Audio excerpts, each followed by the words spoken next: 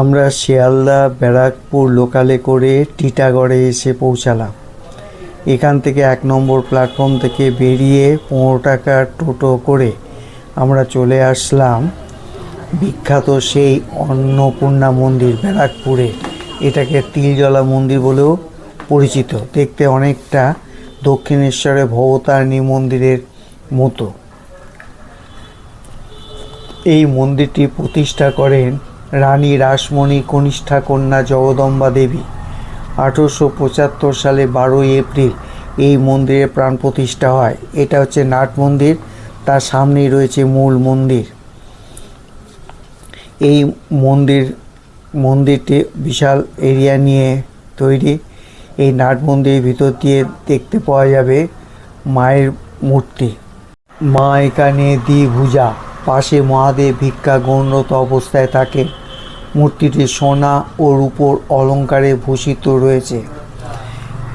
এবার আমরা দেখতে পাবো মূল মন্দিরের পিছন দিকে, ডান দিকে ও বাম দিকে মোট 6টি শিব মন্দির, যেটি দক্ষিণেশ্বর 12টি মন্দির রয়েছে। ডান দিকে মন্দিরগুলো 3টে নাম রয়েছে, বাঁ দিকে মন্দিরগুলো 3টি নাম রয়েছে এবং প্রত্যেকটা মন্দিরের মধ্যে এইরকম শিবলিঙ্গ দেখতে পাওয়া যাবে। বাঁ দিকে যে শিব মন্দির, তার পাশে যে ছোট মন্দিরটি, এখানে আছে হনুমান মন্দির। এবং বাঁ দিকে যে ছোট একটা মন্দির আমরা দেখতে পাচ্ছি, এই মন্দিরটিতে রয়েছে মা মনসা মন্দির।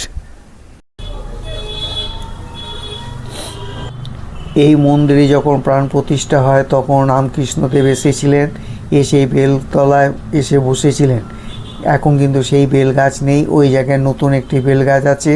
তাও তীর্থযাত্রীরা এসে এটিকে শ্রদ্ধা ও ভক্তি করেন।